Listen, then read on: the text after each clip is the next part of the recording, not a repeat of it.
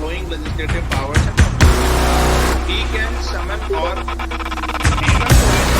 Hemant Soren के सब समझने को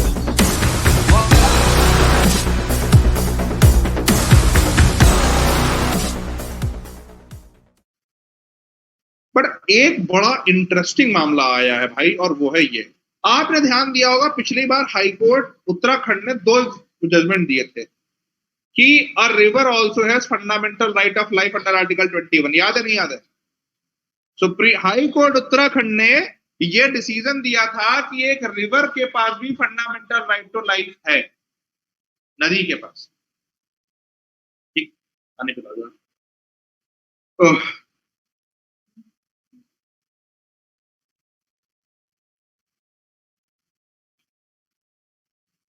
apart from several person rights with this which the Supreme Court has spelled out of Article 21 as stated above, the Supreme Court has made a signal contribution to the welfare of the people by using Article 21 for improvement of environment. The Supreme Court pointed that two salutary principles governing environment are principle of sustainable development and precautionary principle. It was held that Convention on Biological Diversity has been acceded to by India. The government should, in the absence of compelling reasons, keep in view the international obligations while exercising its discretionary power under Forest Conservation Act. बहुत ध्यान से। Supreme court ने क्या करा? 253 को implement कराया। Supreme court ने, भारत ने एक कन्वेंशन साइन कर रखी है, कन्वेंशन ऑन बायोलॉजिकल डाइवर्सिटी, जैव विविधता जो एग्रीमेंट है वो हमने साइन कर रखा है। इसका मतलब कि अगर भारत ने कोई एग्रीमेंट साइन कर रखा है तो भारत को उसको अपहोल्ड भी करना चाहिए। तो सुप्रीम कोर्ट ने कहा कि गवर्नमेंट ऑफ इंडिया को फॉरेस्ट कंजर्वेशन एक्ट को इम्प्लीमेंट करते समय कन्वर्जेशन ऑफ बायोलॉजिकल डाइवर्सिटी में जो भारत के कमिटमेंट है उनका ध्यान रखना चाहिए, उसके हिसाब से ही काम करना चाहिए। The expansive interpretation of life in Article 21 has led to salutary development of environmental jurisprudence in India. क्या आप बिना हवा के रह सकते हो? पॉल्यूटेड हवा में क्या आपका राइट टू लाइफ सिक्योर है? पॉल्यूटेड वाटर में क्या आपका राइट टू लाइफ सिक्योर है? 47 में क्या लिखा हुआ है? पब्लिक हेल्थ हमको इंप्रूव करेंगे। 48A में क्या लिखा है? फॉरेस्ट और लेक्स वगैरह को बचाएंगे। और 51A के जी में क्या लिखा है? फंडामेंटल ड्यूटीज में कि हम एनवायरनमेंट को कंजर्व करेंगे। तो कहने का मतलब है कि राइट टू लाइफ को हमने इन आधारों पर एक्सपेंड कर दिया है। Guarantee to a citizen the right to reside and settle in any part of India. इस पर रिस्ट्रिक्शंस जो लगेंगे वो किस आधार पर लगेंगे कि भाई मान लीजिए कहीं कोई प्रोटेक्टेड ट्राइब रह रही है, कहीं कोई प्रोटेक्टेड एरिया है, कहीं पर ऐसा है कि किसी बहुत मास लोगों के जाने से वहां की इकोलॉजी या एनवायरनमेंट या कल्चर या ट्राइब या उनकी प्रैक्टिसेस में कोई हिंड्रेंस आ सकता है। इन ग्राउंड्स के आधार पर ही 19(1)D को आप रिस्ट्रिक्ट कर सकते हैं। ठीक, Article 19(1)D guarantees every citizen the right to move freely throughout the territory of India. Article 19(1)E guarantees to a citizen the right to reside in and settle in any part of India. अब मान लीजिए अगर एक foreigner आए और वो बोले कि मैं बिल्कुल लुटियंस में मोदी जी के घर के बाथरूम में रहना चाहता हूं, ठीक, तो थोड़ी हो सकता है, क्योंकि आर्टिकल 19 सिटीजन के पास ही है। कहने वाले थे ना नहीं है, मन में आया था ऐसा एक बार। However, the state may impose reasonable restrictions on these rights by law in the interest of general public or for the protection of the interest of scheduled area.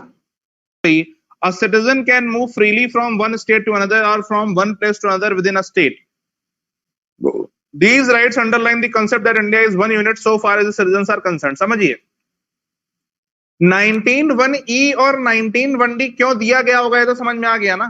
जिससे एक सेंस ऑफ यूनिटी रहे, एक feeling of unity रहे और पूरे देश में एक cultural, civilisational, administrative, political, linguistic, regional, religional एक इक्वलिटी, एक यूनिटी रह सके।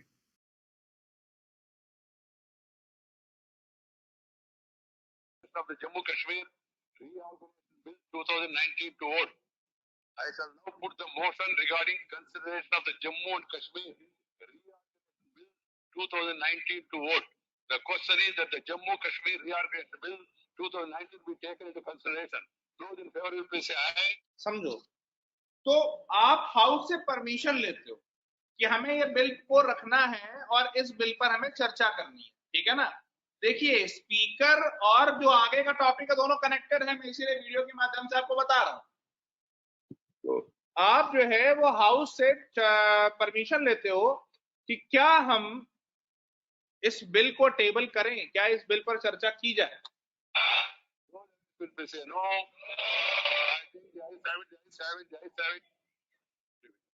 Division. Okay. देखो, उन्होंने कहा डिवीजन कराना, अरे हम नहीं मानते तुम्हारी बात। Division.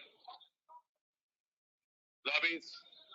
अब जब इन्होंने कहा डिवीजन तो इन्होंने पहले कहा लॉबीज क्लियर करो। लॉबीज क्लियर करने का मतलब होता है कि कोई बाहरी आदमी ना बैठा हो, पता चला इसे छुप के यस, ठीक, तो मतलब जिसकी जो टेबल है वो वहीं पे बैठा हो, लॉबीज ना हो, कोई भीड़भाड़ बाहर का आदमी, कोई इधर उधर का आदमी ना हो, ठीक है।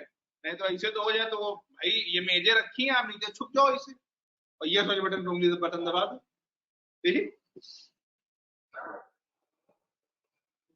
इसीलिए लॉबीज क्लियर करने का मतलब ये होता है कि do know unnecessary people, neither bureaucrats. तुम्हें लग रहा है पार्लियामेंट ऐसे, वहां बहुत भीड़ होती है क्योंकि वहां हर मिनिस्ट्री के ऑफिसर्स होते हैं। अब तुम बन गए आईएएस, तुमको लगा एक और बीजेपी कम पड़ रहा, तुम घुस गए अंदर, हम डाल आएंगे, ठीक। तो इसलिए जो है लॉबीज क्लियर करने का कॉन्सेप्ट है। और अब तो बहुत पार्लियामेंट्री एटिकेट स्ट्रांग हो गए, नहीं एक जमाना था जब मार्शल से बुलवा के फेंकवा देते थे। And when he gives his casting vote in the event of tie, it is always in accordance with the well-established parliamentary principles and conventions. Incidentally, so far that there has been no single instance in India since independence when the speaker was required to make use of his casting vote. The speaker is politically, जहां से सारे video शुरू हुए थे, ठीक है, कि speaker is politically neutral at least in theory. काफी शिमला बन गया। Upon his election as speaker, he dissociated himself from the activities of his party. While he may continue to belong to a party, he ceases to be involved in any party politics. मतलब क्या है, party की membership वो नहीं छोड़ता, लेकिन party की गतिविधियों में भी ज्यादा हिस्सा नहीं लेता। अब चाहे political controversies and party campaigns.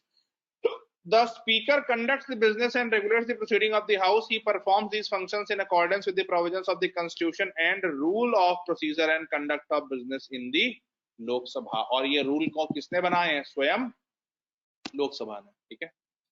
He is the final interpreter of the provisions of the constitution and rule of procedure within the house. His decision in all parliamentary matters is final. तभी आप देख रहे थे बार बार कि वो कह रहे थे कि मैं कह रहा हूं ना कि तुम बोलो, ये मैं बता रहा हूं कि आप जो ऑब्जेक्शन कर रहे हो उसका डिसीजन क्या है। मतलब हाउस में कोई भी मेंबर कोई भी ऑब्जेक्शन उठाए, कुछ भी उठाए, उस पर फाइनल इंटरप्रिटेशन किसका होगा? इस स्पीकर, ठीक। In respect of matters not specifically provided for in the rules, the speaker has residuary powers to issue directions. In doing so, he may call upon a member or the government to place before him facts, evidence, and information which he may consider necessary in arriving at a decision. But once after considering all the material, he gives a ruling, it must be accepted as final. A request may be made for him for reconsideration, but his decision cannot be challenged, criticized, or questioned. मतलब अगर speaker ने कोई decision दे दिया है तो वो दे दिया, मेरा वचन ही है मेरा शासन। आप कोर्ट में नहीं जा सकते, बस उससे ये कह सकते हो मालिक एक बार और सोच लेते, सोच ले तो सोच ले, वरना कोई बात नहीं, ठीक है। आगे Speaker enjoys vast powers to ensure the smooth and orderly conduct of the business of the House. No member may speak unless he catches the speaker's eye. कहने का मतलब है अगर आप भड़बड़ करके बीच में बोलने लगे तो फिर वो बोलेंगे माननी बैठ जाइए, एक सेकंड का समय सिर्फ आपके पास बोल लीजिए, ठीक। यानी कि बिना स्पीकर की परमिशन के आप बड़बड़ नहीं कर सकते। A parliamentary term which means that unless a member is called upon or permitted by the chair to speak, he cannot speak in the house. ये नहीं है कि भेड़ चाल चालू हो गए, चपाड़ चपाड़ चपाड़ चपाड़ लगे, जब तक स्पीकर ना बोले तब तक आप बोल नहीं सकते। तो वो भी ध्यान रखिए।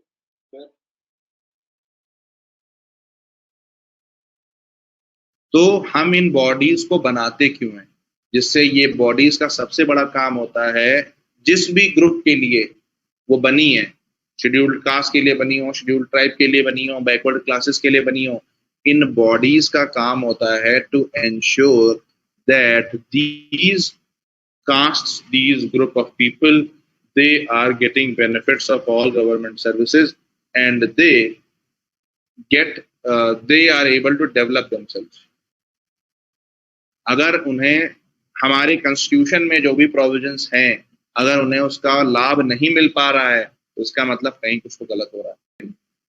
इंपॉर्टेंट क्या है वो सुनो, ध्यान से सुनो। In the matter of Indra Shahani versus Union of India case, Honorable Supreme Court of India had directed the government of India to constitute a permanent body for entertaining, examining, and recommending requests for inclusion and complaints of over-inclusion and under-inclusion in the central list of OBC. मेरा सवाल ये नहीं, मेरा सवाल ये है कि 1992 में ऑनरेबल सुप्रीम कोर्ट का जजमेंट आता है तो हमें 25 साल क्यों लगते हैं atlas? Now, in order to safeguard the interests of socially and educationally backward classes more effectively, it is proposed to create a national commission for backward class with a constitutional status at par with NC-ST and NC-SC. The National Commission for the Scheduled Castes has recommended in its report for 2014-15 that the handling of the grievances of the socio and educationally empowered classes, socially backward classes, under Clause 10 of Article 338 should be given to the National Commission for Backward Classes. So already, National Commission for Scheduled Castes has said that grievances related to other backward classes should be given to a separate body. That is National Commission for Backward Classes.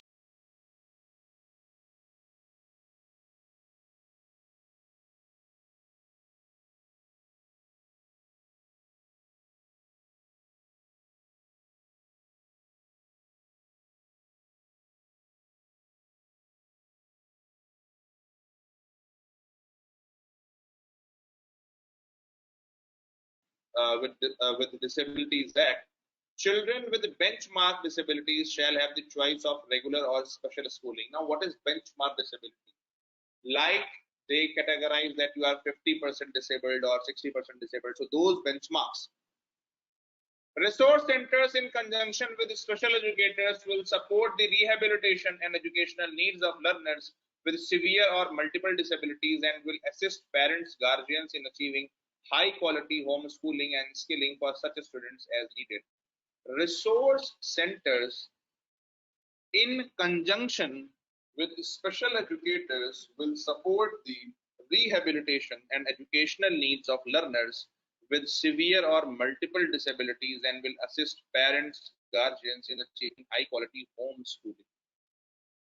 So, for these disabled people, how these resource centers are taking teachers and parents together so that the person is able to achieve the highest learning outcomes. Okay. Home-based education will continue to be a choice available for children with severe and profound disabilities who are unable to go to the schools. The children under home-based education must be treated as equal to any other child in the general system. There shall be an audit of home-based education for its efficiency and effectiveness using the principle of equity and equality of opportunity. Guidelines and standards for home-based schooling shall be developed based on their audit in line with the RPWD. So, home-based education can also be promoted for disabled people. And for home-based education, they will create an entire framework. Then, while it is clear that education of all children with disabilities is the responsibility of the state, technology-based solutions will be used for the orientation of parents, caregivers, along with wide-scale dissemination of learning materials to enable parents, caregivers to actively support their children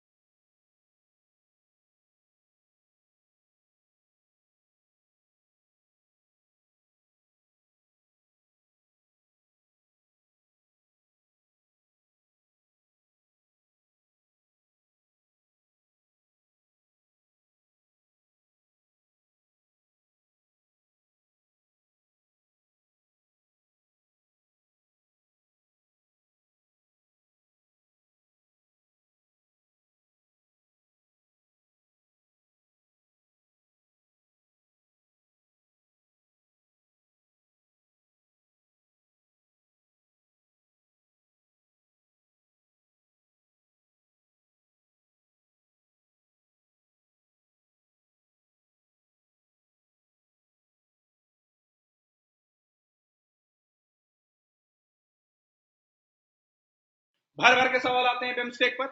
तो सबसे पहली चीज हमें ध्यान क्या रखना है कि बिम्स्टेक में कौन कौन से कंट्रीज है। पहले तो फुल फॉर्म लोगों को नहीं याद रहता है। Bay of Bengal Initiative for Multi Sectoral Technical and Economic Cooperation. BIMSTEC में कंट्रीज कौन कौन से हैं, सामने आपके मैप में बना हुआ है। और बिम्स्टेक 1997 में स्टैब्लिश होता है। अब समझिए कौन कौन से सेक्टर्स में हम किस कंट्री के साथ क्या कर रहे हैं। जैसे बांग्लादेश के साथ हमारा ट्रेड बहुत,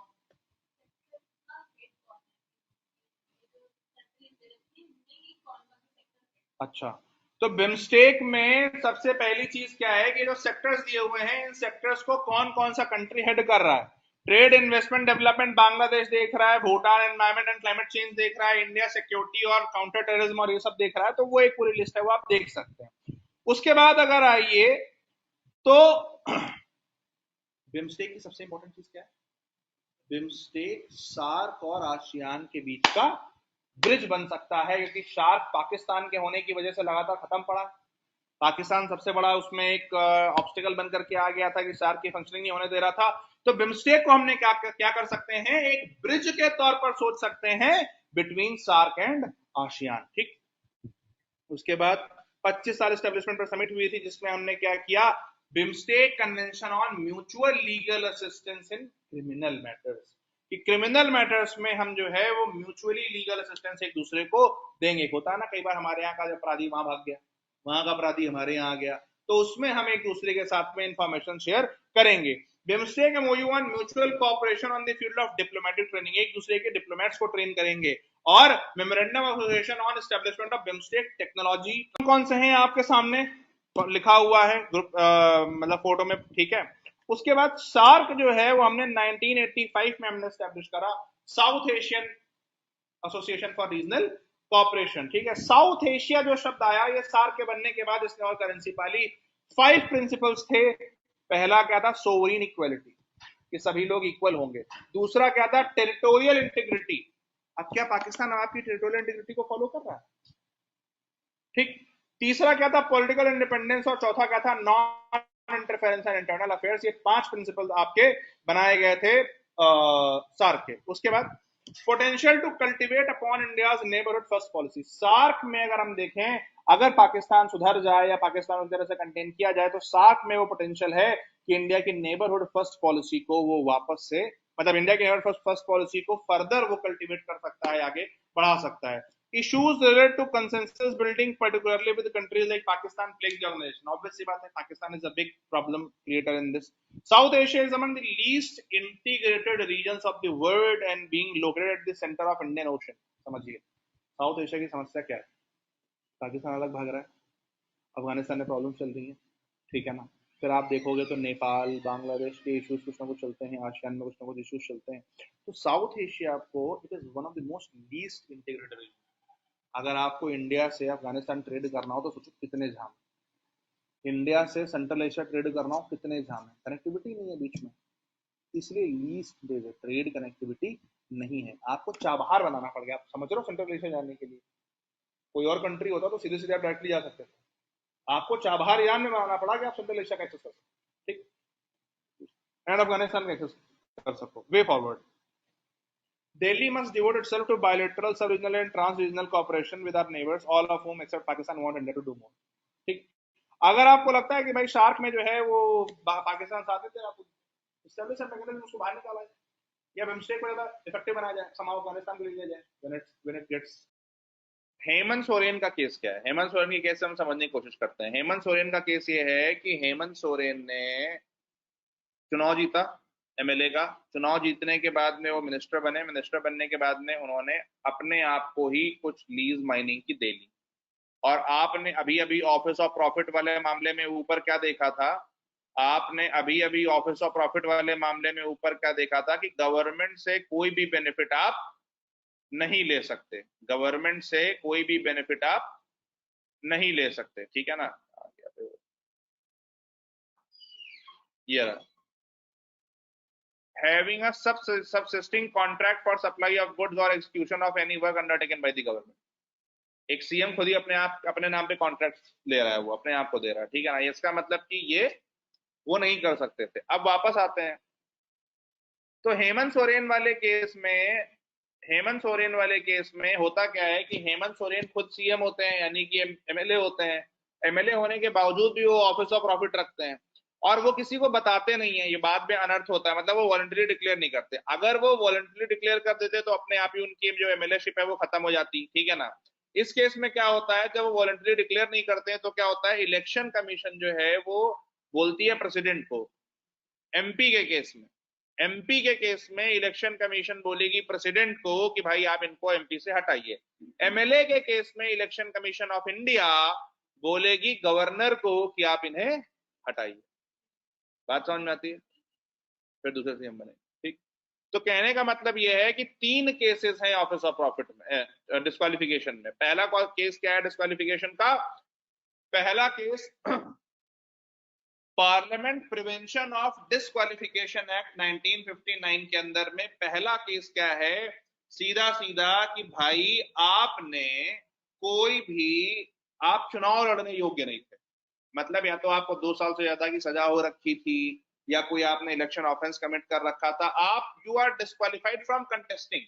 उस वाले केस में क्या होगा, उस वाले केस में हाई कोर्ट क्या करेगा, आपको सीधे सीधे डिस्क्वालीफाई कर देगा। उस वाले केस में क्या होगा, हाई कोर्ट आपको सीधे सीधे डिस्क्वालीफाई कर देगा। दूसरा केस क्या है कि जब आपने ऑफिस ऑफ प्रॉफिट रखा और खुद डिक्लेयर कर दिया हो तो आपकी मेंबरशिप अपने आप ही चली जाएगी। और तीसरा केस क्या है, जब आपने खुद अपने आप को डिक्लेयर ना किया हो और कहीं और से पता चले तो क्या होगा, election commission of India MP के केस में प्रेसिडेंट को बोलेगा और एमएलए के केस में गवर्नर को बोलेगा और आपको डिस्क्वालीफाई कर दिया जाएगा। ये बात समझ में आती है, हाँ या ना?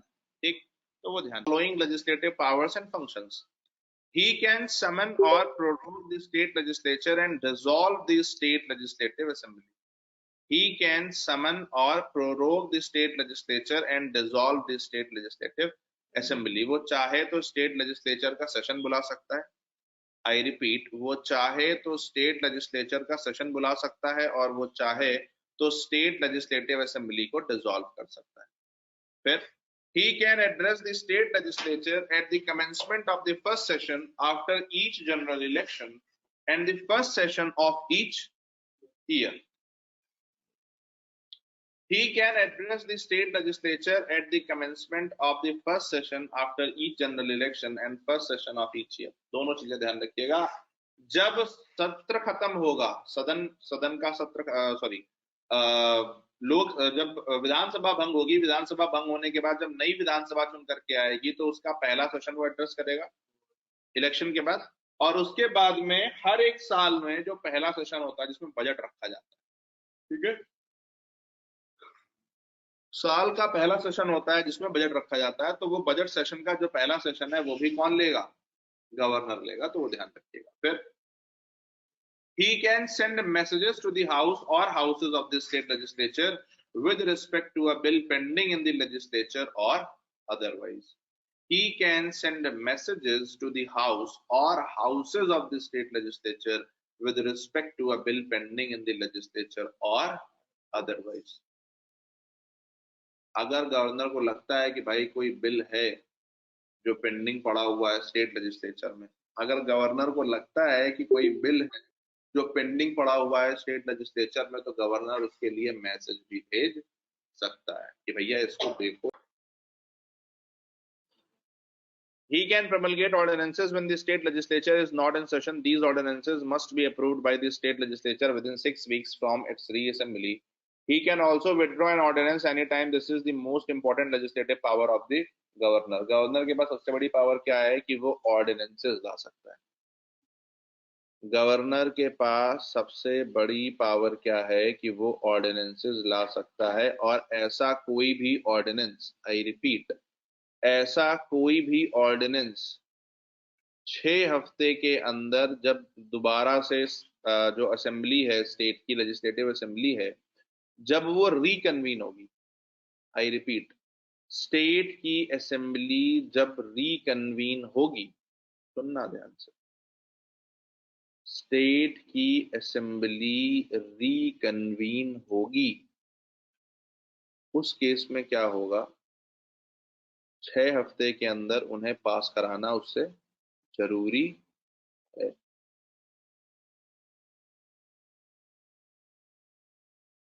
Political parties should be required to maintain and submit annual accounts duly audited by a qualified and practicing CA from a panel of such accountants maintained for the purpose by the CAG to the ECI every financial year. These accounts will fully and clearly disclose all the amounts received by the party and the expenditure incurred by it.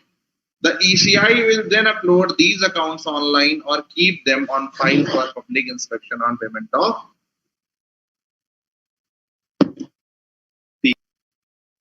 पहली चीज तो क्या होगी कि election commission की तरफ से सबको वोट इलेक्टोरल रोल की फ्री सप्लाई दी जाएगी, तो एक तरीके का वो हेल्प कर रहा है। दूसरा, the election commission shall at any time between the date of publication of the notification calling the election for the purpose of constituting the House of the People or the Legislative Assembly of a state and the date on which the poll is to be taken, supply or cause to be supplied such items as the central government may by order determine in consultation with the election commission to the electors in the constituency concerned or the candidate set up by the recognized political party. समझिए, अगर central government ये कह दे election commission से consult करके कि भाई इस election में हमें एक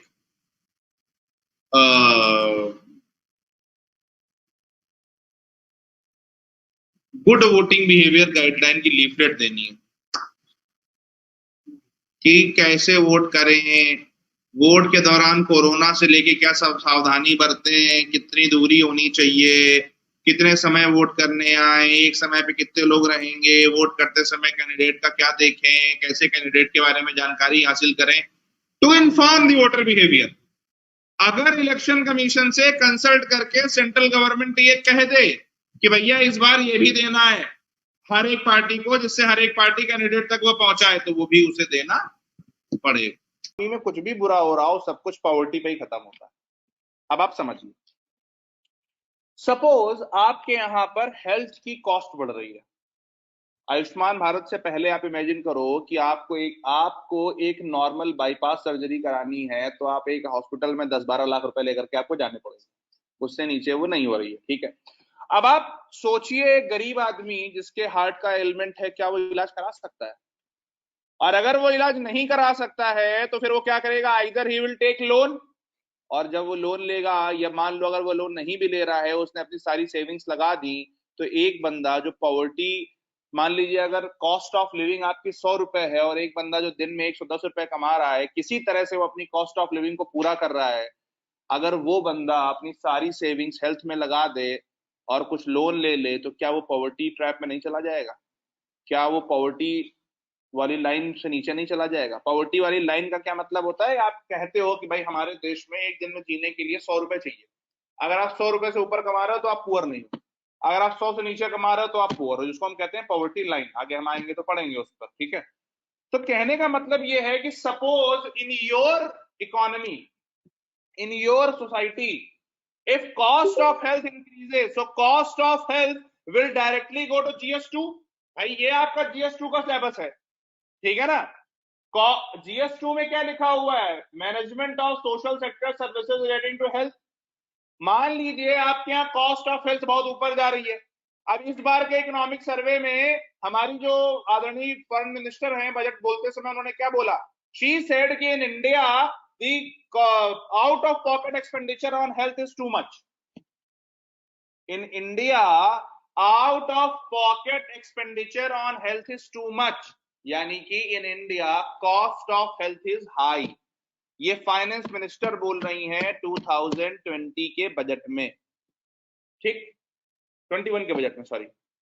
So when finance minister is saying in India expenditure on health is high, what it means that if a poor person becomes ill, then he will more likely fall into the poverty trap। मतलब he will take loan from people, he will burn all his savings, and he will get into the poverty trap। he will be poor, आसान भाषा में, ठीक।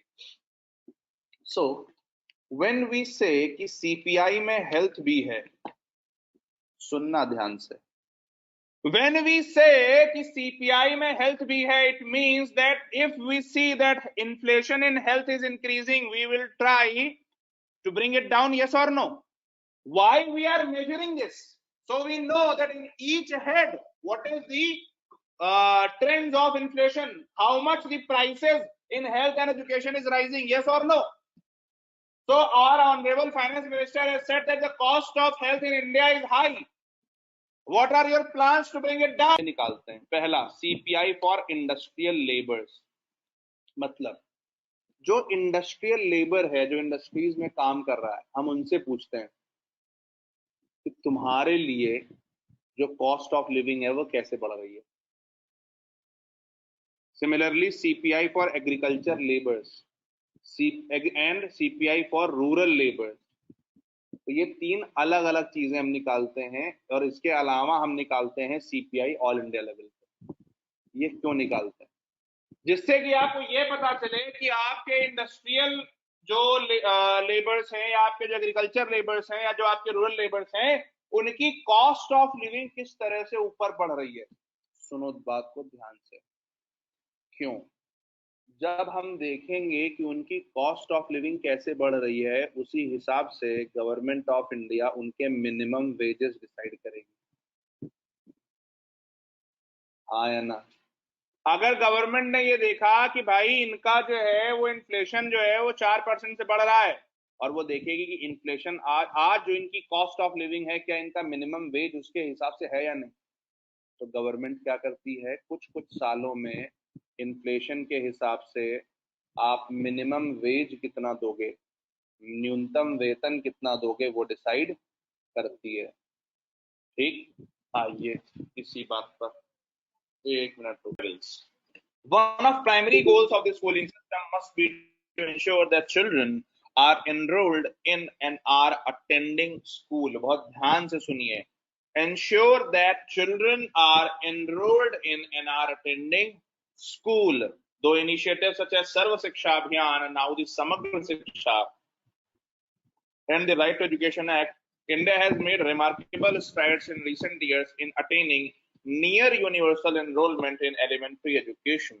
However, the data for later grades indicate some serious issues in retaining children in the schooling system.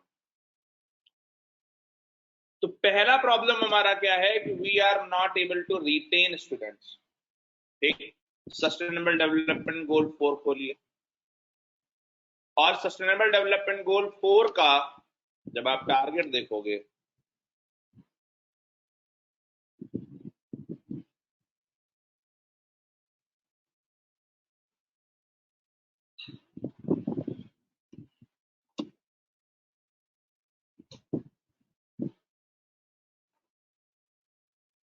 अड़ी दादा अड़े पूछ रही class join कर लो भैया, किस स्पेलिंग भेजना भूल गए. तो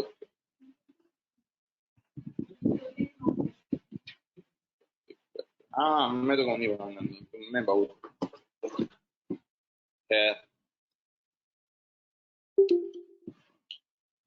So 4.1 by 2030 ensure that all girls and boys complete free, equitable and quality primary and secondary education leading to relevant and effective learning outcomes. So 4.1 focuses on 3 things. पहला तो free, equitable and quality. Second thing, both primary and secondary education. And third thing, it should not just be education. It should also achieve relevant and effective learning outcomes.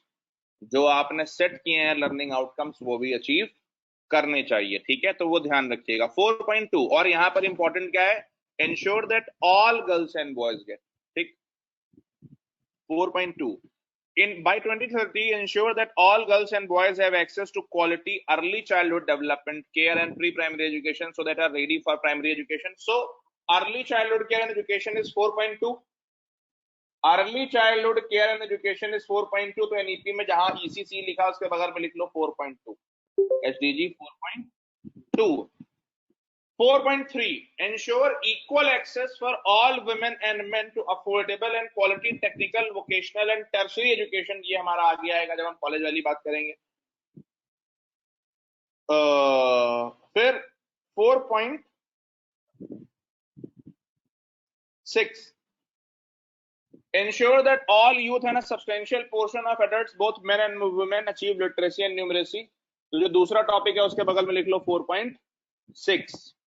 ठीक, जो दूसरा आपका topic था literacy and numeracy वाला, उसके बगल में लिख लीजिए 4.6. और जो तीसरा आपका है वो क्या बोल रहा है? तीसरा टॉपिक हेडिंग क्या है? पूरा पढ़ो. Dropout rate and ensuring universal access to education at all levels. So this is again 4.1. Ensure that all girls and boys, all. ठीक. So every when you are reading every topic, you must understand that there you should write कि कौन सा sustainable development गोल उससे uphold हो रहा है, वो आपको ध्यान रखना आवश्यक है. ठीक है. फिर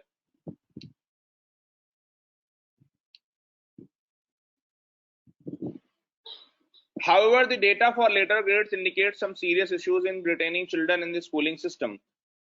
The gross enrollment ratio for grades 6 to 8 was 90.9%, while for grades 9 to 10 and 11 to 12 it was only 79.3 and 56.5% respectively, indicating that a significant portion of enrolled students drop out after grade 5 and especially after grade 8.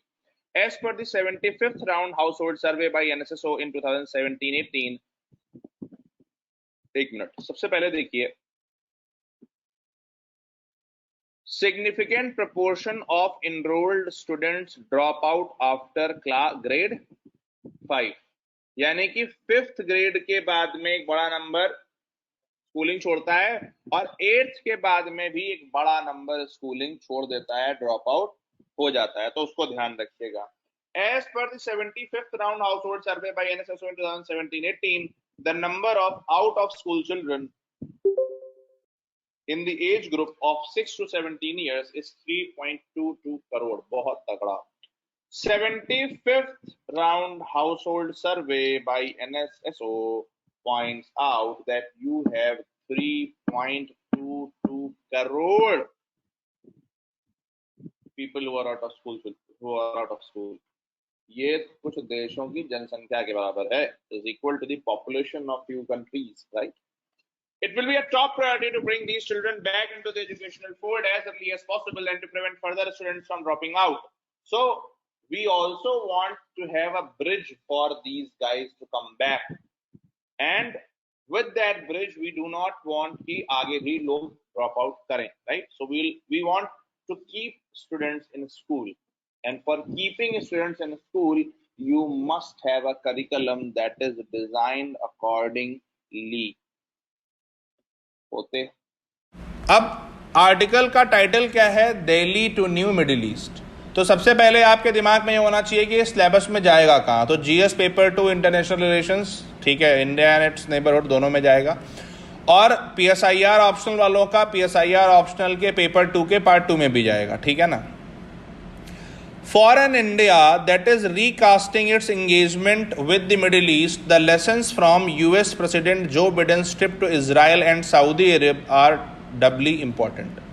अब ये line को पढ़ने के बाद आपके दिमाग में दो चीजें आनी चाहिए. पहला, इजराइल कहाँ है और सऊदी अरब कहाँ है, ये पता होना चाहिए. तो आप क्या करेंगे? सबसे पहले एटलस उठाएंगे. एटलस में देखेंगे कि अच्छा भाई ये इजराइल की लोकेशन है और ये आपकी सऊदी अरब की लोकेशन है. अगर मैं आपको यहाँ पर दिखाऊं, ठीक है ना, तो मतलब कभी भी, मतलब ये this is very basic thing about doing newspaper. ठीक है, जैसे ही आपने देखा कि भाई इजराइल और सऊदी अरब न्यूज़ में आए हैं, आपने क्या किया? आपने सीधे सीधे मैप में उनको खोला और एक बार उनकी लोकेशन देख ली. ठीक, कि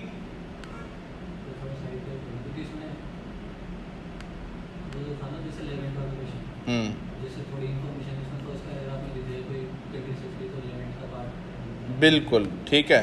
तो जैसे इस बार जो लेवेंट वाला आया था ना, ISIL, Islamic state of Iraq and Levant, तो लेवेंट का आपको पता होना चाहिए कि वो यही एरिया है. ठीक है, अब यहाँ पर आपको इजराइल दिख रहा है, ये आपको सऊदी अरब दिख रहा है, Jordan, Lebanon, Syria, Turkey, Iraq, Iran, Azerbaijan, और ये आपको या फिर क्या है, आपको बॉडीज भी पता होनी चाहिए, ये मेडिटेरियन सी है, ये रेड सी है, ये गल्फ ऑफ एडन है, ये अरेबियन सी है, ये पर्शियन गल्फ है, ये कैस्पियन सी है, ब्लैक सी है, और इसे हम कहते हैं मिडिल ईस्ट। ठीक, यूएसए वाले इसे मिडिल ईस्ट कहते हैं कि ईस्ट का बीच का हिस्सा। ठीक, हम इसे वेस्ट एशिया कहते हैं कि एशिया का वेस्ट है ये। ठीक बात है। तो पहली चीज, कभी भी न्यूज़पेपर आपके सामने आए, first thing that you must do is, पहले अगर कोई लोकेशन दिख रही है सबसे पहले उसको एटलस में खोलिए। ठीक, अब दूसरी चीज, अखबार पढ़ने का दूसरा लेसन क्या होता है, लैंग्वेज। देखो शुरुआत की लैंग्वेज कैसी है, for an India that is recasting its engagement with the Middle East. अब इसमें कोई वर्ड तो कठिन नहीं है, वर्ड तो आसान है, लेकिन लिखने का तरीका, आप इंग्लिश मीडियम से हो, आप हिंदी मीडियम से हो, कोई फर्क नहीं पड़ता, लेकिन लिखने का तरीका देखिए, for an India that is recasting. तो उसने क्या किया, स्टार्टिंग में बता दिया कि अच्छा कुछ चेंज हो रहा है, रीकास्टिंग, एक शब्द ने कैसे मामला चेंज कर दिया। वो बता रहा है कि कुछ चेंज हो रहा है भाई, इंडिया पहले जैसा नहीं रहा, इंडिया अपना एंगेजमेंट चेंज कर रहा है। तो न्यूज़पेपर से इंफॉर्मेशन के अलावा लिखना कैसे है, मैं समरी आपसे इसीलिए बोलता हूँ न्यूज़पेपर की बनाने को, यू लर्न टू राइट। ठीक है, उस समरी में आप इन वर्ड्स को रखिए। Biden's visit highlights not only some new trends that are reshaping the region, but also eternal truths about international politics that are lost in the din of the public discourse about the Middle East. समझिए, अब यहाँ शब्द देखिए, Biden's visit highlights not only some new trends that are reshaping the region. तो इससे आप writer ने क्या आपको बता दिया कि भाई इस रीजन में, मिडिल ईस्ट में कुछ नया हो रहा है, कुछ रीशेप हो रहा है, कोई नया ऑर्डर आ रहा है, और उसके साथ साथ वो क्या कह रहे हैं, but also eternal truths about international politics that are lost in the din of public discourse about the Middle East. लेकिन कुछ हमारे शाश्वत सत्य भी हैं फॉरेन रिलेशंस में। First, contrary to the popular perception in the US, the region and India, the US is not about to abandon the Middle East. Until recently, it became quite a common conviction among liberals as well as conservatives in the US that the time has come for American retrenchment from the messy politics of the region. Many in the US political class believed that given America's oil independence from the Middle East, thanks to the dramatic expansion of hydrocarbon production in the US in recent years, Washington no longer needed the region. अब आप समझिए क्या बताया इन्होंने कहा कि बीच में क्या हुआ था कि देखिए, पहले यूनाइटेड स्टेट्स को बहुत सारा ऑयल चाहिए था, तो ऑयल की डिमांड, ऑयल की सप्लाई सबसे ज़्यादा मिडिल ईस्ट में थी, तो उन्होंने अपनी डिमांड को सिक्योर करने के लिए, अपने स्टेट के लिए, अपने यूएस के लिए एनर्जी सिक्योरिटी लाने के लिए उन्होंने क्या किया था, मिडिल ईस्ट से अपने अच्छे रिश्ते रखे थे, क्योंकि उन्हें वहाँ से बहुत तेल चाहिए था। और उस चक्कर में क्योंकि यूएस की डिपेंडेंस थी मिडिल ईस्ट पर, तो बहुत सारी चीज़ें यूएस को इग्नोर करनी पड़ती थी। दुनिया भर में वो कहता था हम डेमोक्रेसी फैला रहे हैं, लेकिन इस रीजन की सारी जो गवर्नमेंट्स थी लगभग वो नॉन डेमोक्रेटिक थी, फिर भी यूएस को यहाँ से संबंध अच्छे रखने पड़ते थे। क्यों? क्योंकि यूएस की यहाँ पे डिपेंडेंसी थी। लेकिन रिसेंट ईयर्स में क्या हुआ कि यूएस में बहुत सारा पेट्रोलियम का, शेल गैस का रिजर्व्स मिलने लगा। यूएस क्या है, इंडिपेंडेंट होने लगा पेट्रोलियम में, उसको मिडिल ईस्ट की नीड नहीं रही। तो लोगों को क्या लगा कि यूएस फाइनली जो है अब मिडिल ईस्ट को छोड़ देगा और मिडिल ईस्ट को भी बोलेगा, जैसे पूरे दुनिया को बोलता था कि अब तुम भी डेमोक्रेटिक हो जाओ, यहाँ की जो पॉलिटिक्स है उससे वो अलग हो जाएगा। लेकिन भाई साहब क्या कह रहे हैं, ऐसा नहीं है। US is not going to abandon Middle East just because उसको अब एनर्जी की ज़रूरत नहीं है। मिडिल ईस्ट में अभी भी यूएस रहेगा, वहाँ की पॉलिटिकल अफेयर्स में अपना वो से रखेगा और वहाँ के लोगों के साथ कॉपरेशन करेगा। फिर the precipitous American withdrawal from Afghanistan last year intensified these concerns and the region looked for alternative means to secure itself. समझिए, the precipitous American withdrawal from Afghanistan last year intensified these concerns. Last year जब America Afghanistan को छोड़ के चला गया तो लोगों को लगा कि भाई अमेरिका बाकी सब जगह से भी चला जाएगा, अमेरिका अपने पे ध्यान दे रहा है, अब वो दुनिया भर की जिम्मेदारी नहीं लेगा। तो इसलिए ये कंसर्न्स और भी बढ़ गए कि क्या अमेरिका अब मिडिल ईस्ट को अबंडन करने वाला है। But as in the Indo Pacific and Europe, the Biden administration has concluded that it can't cede its regional primacy in the Middle East and it's ready to reclaim its leadership. लेकिन Biden administration ने क्या बोला कि हम middle East में अपने concerns, अपने interest, अपनी लीडरशिप छोड़ने वाले नहीं हैं। मिडिल ईस्ट में America will be a player, America सभी कंट्रीज़ के साथ में यहाँ पर खड़ा रहेगा, यहाँ की पॉलिटिक्स को शेप करेगा। As Biden told Arab leaders at a summit in Jeddah, the US is not leaving the Middle East and that America will not walk away and leave a vacuum to be filled by China, Russia और Iran. देखिए, United states को पता है कि अगर US यहाँ से चला गया तो क्या होगा, यहाँ पर जो एक वैक्यूम आएगा इन्वेस्टमेंट का, स्ट्रेटेजिक इंटरेस्ट का, टेक्नोलॉजी का, लीडरशिप का, वो जो वैक्यूम, वो जो खाली जगह होगी, उस खाली जगह को रशिया, चाइना या ईरान भर सकते हैं और ये तीनों यूएस के लिए खतरा साबित हो जाएंगे मिडिल ईस्ट में। ठीक। Second, while the US will stay put in the Middle East, it's certainly changing the manner in which it acts. In the past, the US saw itself as the sole provider of regional security and was ready to send its troops frequently into the region. Biden told the Arab leaders that his trip was the first time since 9/11 an American president is visiting the region without American troops being engaged in a combat mission in the region. US क्या कह रहा है? कह रहा है भाई अभी तक क्या होता था कि मिडिल ईस्ट में अमेरिकन सेना कहीं ना कहीं होती थी, चाहे वो इराक में हो लड़ रही हो, चाहे सीरिया में लड़ रही हो, चाहे अफगानिस्तान में लड़ रही हो, लेकिन पहली बार क्या है कि एक अमेरिकन प्रेसिडेंट मिडिल ईस्ट में आ रहा है और अमेरिकन सैनिक यहाँ पर नहीं है। इसका मतलब क्या था कि अमेरिका सिर्फ और सिर्फ अब यहाँ पर सिक्योरिटी प्रोवाइडर नहीं रहेगा। अमेरिका के अलावा और भी कंट्रीज़ हैं, इंडिया है, इजराइल है, यूएई है, ये लोग भी यहाँ पर अब सिक्योरिटी प्रोवाइड कर सकते हैं और आप लोग अपना स्वयं की सिक्योरिटी की भी चिंता आप करिए। अमेरिका आपके मैटर्स में घुसेगा नहीं। अभी तक जो कंप्लेन होती थी ना कि अमेरिका हर जगह घुसा जा रहा है, हर एक कंट्री के मिलिट्री कॉन्फ्लिक्ट चलवा रहा है, वो कह रहे हैं नहीं, हम अपने सेना को आपके इंटरनल अफेयर्स में नहीं घुसेड़ेंगे और हमारे अलावा और भी कंट्रीज ऐसे हैं जो आपको अब सिक्योरिटी दे सकते हैं। While the US does not want to be drawn directly into the region's wars, it is determined to help its partners develop capability to secure themselves. यही मैंने बोला अभी कि यूएस कह रहा है कि हम आपके वॉर नहीं लड़ेंगे, लेकिन हम आपको इस लायक बना देंगे कि आप अपने वॉर स्वयं लड़ सको। Equally important is the effort to produce greater reconciliation among Arabs and Israel and create stronger networks within and beyond the region to strengthen deterrence against adversaries. और ये क्या कर रहे हैं? ये इजराइल और अरब्स के बीच में धीरे धीरे दोस्ती करा रहे हैं कि जिससे दोनों लोग साथ आ जाएं और एक दूसरे के दुश्मन बने ना बैठे रहें। क्योंकि इजराइल और अरब्स के बीच में दिक्कत क्या थी? इस्लाम वर्सेस जुविश उसकी, कि भाई उनका ये कहना था कि जो इजराइल है इट इज़ अ जुविश स्टेट और पूरा एरिया वहाँ पर जो है इस्लामिक वर्ल्ड है, तो उनका ये कहना था कि नहीं भैया यहाँ पर जो इजराइल नहीं हो सकता और यहाँ इजराइल में जो कुछ भी है जेरूसलम और जो भी वहाँ पर जगह हैं वो इस्लाम की बहुत पवित्र जगह हैं, तो हमें पूरा का पूरा इजराइल दे दो। तो लड़ाई सारी ये थी। ठीक। लेकिन अब ये क्या कह रहे हैं कि नहीं, दोनों के बीच में हम संधि कराएंगे। The current effort to craft a Middle East air defense coalition is an example of this. Under the MEAD, the US, Israel and some of the Arab nations are collaborating to prevent missile and other aerial attacks. MEAD, तो prelims के लिए statement हो गया। MEAD क्या है? एक common air defence system है, ठीक है ना। एक कॉमन एयर डिफेंस सिस्टम है जिसके अंदर में यूएस, इजराइल और बाकी सारे अरब नेशंस हैं। तो middle east air defence coalition MEAD, prelims का स्टेटमेंट हो गया है MEAD, ठीक है। Middle east air defence coalition, ठीक है ना। उसमें क्या है कि यूएस, इजराइल और बाकी अरब नेशन साथ में आ रहे हैं जिससे कि वो एक कॉमन एयर डिफेंस सिस्टम बना सकें। जो कॉमन एयर डिफेंस सिस्टम क्या करेगा? इनको मिसाइल अटैक से बचाएगा। जैसे आपने देखा होगा ना कि इजराइल में आयरन डोम था, ठीक है। The I2U2 signals that US no longer views the Middle East in isolation from its neighborhood, ठीक है ना। और I2U2 ने ये भी बता दिया कि यूएस जो है वो मिडिल ईस्ट को भी अपने नेबरहुड के तौर पर देखता है। यहाँ पर भी वो अलग अलग पार्टनर्स के साथ में इंगेज होने में उसका मन है। Third, Biden has to modify his sweeping rhetoric about the conflict between democracies and autocracies as the principal contradiction in the world. To sustain the US position in the region, Biden had no option but to sit with the leaders of monarchies and autocracies that are America's long-standing partners. Sweeping ideological propositions rarely work in practice. The Middle East in particular is a place where ideologies come to die. ठीक है। क्या कह रहे हैं कि Biden जो है वो इलेक्शन से पहले बहुत बोल रहे थे कि हम जो है ऑटोक्रेसीज के साथ में बात नहीं करेंगे और सिर्फ डेमोक्रेसीज के साथ में बात करेंगे, but in Middle East he has to sit down with all the autocracies and monarchs, और वहाँ उन्हीं के साथ बात करनी है, उन्हीं के साथ काम करना है। और फिर उन्होंने बोला कि मिडिल ईस्ट में सारी ideologies they come to die. ठीक।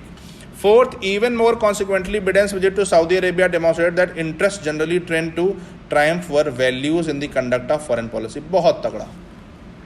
Now this is the lines that you use in answers.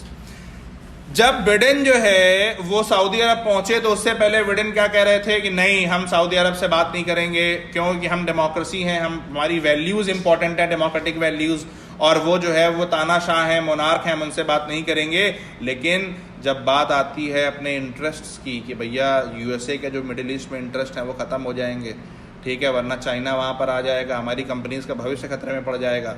जब बात इंटरेस्ट की आती है तो वैल्यूज़ उतनी ज़्यादा मैटर नहीं करती हैं, क्योंकि यही फॉरेन पॉलिसी का डायनेमिज्म है, गतिशीलता। ठीक, कि भाई आपको समझना होगा कि आपकी फॉरेन पॉलिसी लगातार नीड्स के हिसाब से गाइड होनी चाहिए, ठीक है ना। तो बहुत बढ़िया लाइन लिखी है, जहाँ इंटरेस्ट की बात आती है वहाँ वैल्यूज़ मैटर नहीं करती। ठीक, during his campaign for the presidency, Biden vowed to isolate the Saudi state from the global community. Biden was responding to the outrage in the US against the killing of Jamal Khashoggi by Saudi agents in the Istanbul consulate in 2018. Biden's words, Jamal Khashoggi के बारे में आपको पता होगा कि एक US citizen थे, रहने वाले ओरिजिनली सऊदी अरब के थे, टर्की में रह रहे थे और वॉशिंगटन पोस्ट के जर्नलिस्ट थे, और इन्होंने सऊदी अरब के जो प्रेजेंस है उसके खिलाफ कुछ लिखा था, तो उन्होंने कॉन्सुलेट में ले जाके ब्रूटली उनको मार दिया था, जिसके कारण जो है ये सऊदी अरब के पीछे पड़े थे। Biden's word seem to have little cost when he said them, but now as a US president he had the acute discomfort of publicly eating those words during his stay to the region, agreeing to a fist bump with the Saudi Crown Prince Mohammed bin Salman. With domestic media and political opponents focusing on his past rhetoric, Biden put his head down to do what was right for the US to repair the relationship with the Saudi Arab. Amidst the pressing need to cool down the global oil market and ease domestic inflation just months before the midterm election in America. समझिए, US में भयंकर inflation चल रहा है, क्योंकि gas और oil prices बहुत ज़्यादा बढ़ रहे हैं, ठीक है ना। तो ऐसी स्थिति में क्या है कि बिडेन को सऊदी अरब से रिलेशन सही करने हैं, क्यों? क्योंकि वरना यूएस में इन्फ्लेशन बहुत ज़्यादा बढ़ जाएगा, पूरी दुनिया में इन्फ्लेशन बढ़ सकता है।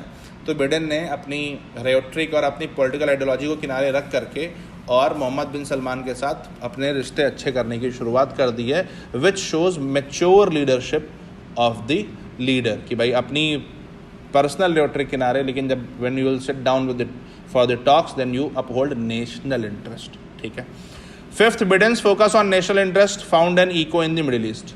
ठीक, Biden's focus on national interest, क्योंकि फॉरेन पॉलिसी गाइड कैसे होती है? नेशनल इंटरेस्ट से। तो बिडेन को अपने नेशनल इंटरेस्ट संभालने हैं और मिडिल ईस्ट को अपने नेशनल इंटरेस्ट संभालने हैं। Which is learning to put nation above other identities such as ethnicity and region. समझिए, मिडिल ईस्ट क्या कर रहा है? पहले तो वो इस्लाम, सिया, सुन्नी इस सब में पड़ा था, बट अब हर कंट्री क्या कर रहा है? अपने नेशन को पहले रख रहा है, नेशनल इंटरेस्ट को पहले रख रहा है। In the past, the region seemed immune to nationalism and it focused on a transcendental notion of pan-Arabism and pan-Islamism. ठीक, लेकिन अब यहाँ पर भी नेशनलिज्म, अपने अपने कंट्री की इंटरेस्ट की बात आ रही है। There is plenty of evidence that the old illusions are being discarded. Neither the Arab League nor the Organization of Islamic Cooperation has met the objectives of their founders. समझिए, पहले इन्होंने क्या किया? अपने आप को ऑर्गेनाइज करने की कोशिश की थी कि सारे अरब कंट्री साथ आ जाएं या सारे इस्लामिक कंट्री साथ आ जाएं, बट उससे किसी का फायदा नहीं हुआ। तो अब ये लोग अपने अपने नेशनल इंटरेस्ट को परस्यू कर रहे हैं। Although the idea of Arab solidarity on the Palestinian issue endures, many Arab leaders are not willing to let that come in the way of normalization of relation with the Israel. So all the Arab nations now wants कि नहीं, Israel के साथ में रिश्ते ठीक हों। पहले क्या था? इसराइल को सब दुश्मन मानते थे। क्यों? क्योंकि इस्लाम वर्सेस जुविश वाला एंगल था, क्योंकि ये इस्लामिज्म को लेकर के चल रहे थे, नेशनल इंटरेस्ट लेके नहीं चल रहे थे। तो ये सारे के सारे इसराइल का बायकॉट कर रहे थे। उसके बाद a critical section of the Arabs long seen as irreconcilably opposed to Israel are now joining hands with the Jewish state to counter threats to their national security from Iran. Their shared Islamic identity with Iran does not translate into common precipitation of regional security. In fact, the contradiction between Arabs and Iran has emerged as a major fault line in the region. Consider the case of Iraq too. समझिए, Arabs क्या कर रहे हैं कि Arabs अब अपने आप को इजराइल से अलाइन कर रहे हैं और ईरान से वो थोड़ा सा अलग हो रहे हैं, क्योंकि उन्हें लगता है कि हमारे और ईरान के इंटरेस्ट सेम नहीं हैं, हमारी सिक्योरिटी चैलेंजेस अलग हैं, ईरान के सिक्योरिटी चैलेंजेस अलग हैं। लेकिन ये कब हो सकता है? जब अरब्स अपने आप को अरब नहीं, कंट्री के तौर पर देखें कि हम यूएई हैं, हमारे ये नेशनल इंटरेस्ट हैं, हम ओमान हैं, हम कुवैत हैं, हम कतर हैं, हम सऊदी हैं, हम जॉर्डन हैं, हमारे ये नेशनल इंटरेस्ट हैं, ईरान के अपने नेशनल इंटरेस्ट हैं, हम ईरान के चक्कर में अपना दिक्कत नहीं खड़ी कर सकते। ठीक, The US invasion of Iraq in 2003 to oust Saddam Hussein led to empowerment of the Shia majority in the country. Arabs who had backed the US invasion watched warily as Shia Iran rapidly gained influence inside Iraq. But Baghdad has been unwilling to subordinate its Iraqi identity or Arab ethnicity to Shia solidarity with Iran. Iraq, which is both Shia and Arab, has found that it can play the role of an independent bridge between Saudi Arab and Iran. Iraq जो है it is more Arab, ठीक, और अरब होने के साथ साथ में it is also शिया. तो अरब है तो इसलिए वो सऊदी अरब और अरब कंट्रीज के साथ में है, और शिया है इसलिए वो ईरान के साथ में भी है. तो वो क्या कह रहे हैं कि Iraq can become a bridge between Arab Nations and Iran. ठीक है ना, क्योंकि जब 2003 में सद्दाम हुसैन को हराया गया, उनको मारा गया, तो उसके बाद इराक की जो शिया कम्युनिटी है बहुत एम्पावर हो गई. ईरान का इन्फ्लुएंस, क्योंकि ईरान भी शिया है, तो ईरान का इन्फ्लुएंस इराक पर बहुत ज़्यादा बढ़ गया. लेकिन आज इराक दोनों के बीच में ब्रिज के तौर पर काम कर सकता है, because it is Arab and it is also Shia. ठीक है. Many Gulf kingdoms, including Saudi Arabia and the UAE, are now consciously promoting a national identity among their peoples. They are celebrating national days and creating greater people awareness of national histories and heritage. तो मैंने आपको बोला कि हर एक country अपने अपने national identity को आगे बढ़ा रहा है, चाहे वो UAE हो, चाहे वो ओमान हो, चाहे वो कुवैत हो. While the Gulf kingdoms have no reason to discard their pan-Arab or pan-Islamic positions, the pursuit of their national interest acquires a higher priority. समझिए, वो अपने अरब आइडेंटिटी को ओवरथ्रो नहीं कर रहे हैं, अपने इस्लामिक आइडेंटिटी को नहीं हटा रहे, लेकिन वो नेशनल आइडेंटिटी को ऊपर रख रहे हैं इस्लामिक और अरब आइडेंटिटी से. This is a lesson for Indians also. ठीक. Once you define yourself as a nation state, your focus is less on identity politics and more on state interest. एक बार अगर आप अपने आप को एक देश घोषित करते हो, नेशन स्टेट घोषित करते हो, तो आप अपनी आइडेंटिटी से ज़्यादा अपने देश के इंटरेस्ट के बारे में सोचते हो. A very good line to write in the answer. This in turn leads to shifting geopolitical coalitions over time and space. It is the new reality that dominates the region. तो अब भारत को क्या करना है? भारत को कंट्री वाइज ही deal करना है हर एक कंट्री को, ठीक है, और उसके इंटरेस्ट को सेटिस्फाई करना है. There was a time when Israel aligned with non-Arab Muslim states like Iran and Turkey to enhance its room for maneuver against the Arabs. Today, it is championing the cause of Arabs against Iran. क्यों? क्योंकि Israel understands that in order to survive, he has to be dynamic. जब Arabs उसके पीछे पड़े थे तो वो Iran के साथ हो गया था 70s, 60s, 70s में, ठीक है ना, और आज जब ईरान उसके पीछे पड़ा है तो वो अरब्स के साथ हो गया है. Turkey, a NATO ally of the West, collaborates with Russia on some issues and competes with it on the others. Despite shared religion, Turkey's leader Recep Erdogan has in recent years sought to undermine many of the Arab regimes. Qatar has often found itself closer to non-Arab Turkey and in opposition to its Gulf Arab neighbours. मतलब यहाँ पर एक churn चल रहा है. Turkey क्या कर रहा है? कुछ मुद्दे पर रशिया के साथ है, कुछ मुद्दे पर रशिया के अगेंस्ट है. टर्की क्या कर रहा है? कुछ मुद्दों पर खुद अरब है, खुद इस्लामिक है, लेकिन कुछ मुद्दों पर अपने अरब इस्लामिक कंट्रीज के साथ ही नहीं है, खड़ा है. ठीक है. और सिमिलरली कतर भी क्या है कि वो नॉन अरब टर्की के साथ में खड़ा हुआ है. ठीक. The Middle East was never an easy place for those spouting ideologies of various kinds or those with a weak appetite for geopolitical hard work in the region. Its politics has become even more complex in recent years. Delhi, whose Middle East policy today is imbued with greater realism, can hopefully discard the inherited ideological inertia, avoid the temptation of seeing the Middle East through a religious lens, and strive hard to realize the full possibilities awaiting India in the region. क्या कह रहे हैं कि दिल्ली का काम क्या होना चाहिए कि दिल्ली किसी भी बायस से, किसी भी रिलीजियस लेंस से मिडिल ईस्ट को ना देखे. दिल्ली इन्हें भी नेशन स्टेट की तरह देखे कि यूएई है उसकी नीड ये है, ओमान है उसकी नीड ये है, टर्की है उसकी नीड ये है, और नेशन स्टेट के आधार पर अपने पॉलिसी रिस्पॉन्सेस को लगातार शेप करता रहे. ठीक. तो ये आपका आर्टिकल है, इसकी समरी मुझे चाहिए. इसमें जो ये एक वर्ड आए ना, अरब्स, नॉन अरब्स, ये मैं आपको इस वीकेंड पर जब आईआर की क्लास होगी तो मैं समझा दूंगा कि अरब क्या है, शिया क्या है, सुन्नी क्या है. इस वीकेंड पर मैं वो आपको समझा दूंगा. अभी जो आगे लिखा है ये आपका कोई भी इससे कोई भी क्वेश्चन टैकल कर सकता है. वो आपसे पूछेंगे what should be India's approach towards climate change या कार्बन एमिशन या ग्लोबल वार्मिंग. एनर्जी में भी उन्होंने 3 चीजें बोली. पहला क्या बोला है? Replace fossil fuels with renewables. मतलब अगर घरों में सोलर लग सकती है तो सोलर लगा दो. तो क्या हुआ? फॉसिल फ्यूल जो है वो डिक्रीज हो गया. ठीक. फिर with coal being the dominant source of reduce fossil CO2 emission from legacy infrastructure through enhanced efficiency। एक बात बताइए, पहले हमारे यहाँ गाड़ियों में एथेनॉल हम नहीं मिला रहे थे, अब हम एथेनॉल मिलाने लगे, मतलब क्या हुआ? पेट्रोल का यूज कम कर रहा है। पेट्रोल का यूज कम कर रहे हैं तो मतलब क्या हुआ? हम एफिशिएंसी कम कर रहे हैं, एफिशिएंसी को हम कम कर रहे हैं कार्बन एमिशन की, ठीक है, हाँ या ना? इसी तरह से मान लीजिए हम इस तरह के व्हीकल्स या इस तरह के डीजल इंजन बना रहे हैं जो बिजली से चल रहे हैं, तो हम क्या कर रहे हैं? रिप्लेस कर रहे हैं उसको, ठीक है। दूसरी चीज, मान लीजिए कि अगर हम जो इंडस्ट्रीज हैं उनमें जितनी एनर्जी यूज होती थी हम उनको एफिशिएंसी की तरफ ले जा रहे हैं, कम एनर्जी में काम चल जाए, तो जो बी है, BEE, bureau of energy efficiency, वो और क्या कर रहा है? यही तो कर रहा है, reduce fossil CO2 emissions from legacy infrastructures by enhanced efficiencies। अगला टारगेट क्या है? To reduce emissions by 1 billion tons from now to 2030। अब आप यहां से सारा भविष्य समझ लीजिए। वो कह रहे हैं 2030 तक हम 1 बिलियन टन कम करेंगे एमिशन। इसका मतलब भविष्य किसका है? इलेक्ट्रॉनिक व्हीकल्स का। इसका मतलब भविष्य किसका है? सोलर पावर का। और फिर हमने क्या कहा? The fifth pledge in Panchamrit commits India to net zero emissions by 2070।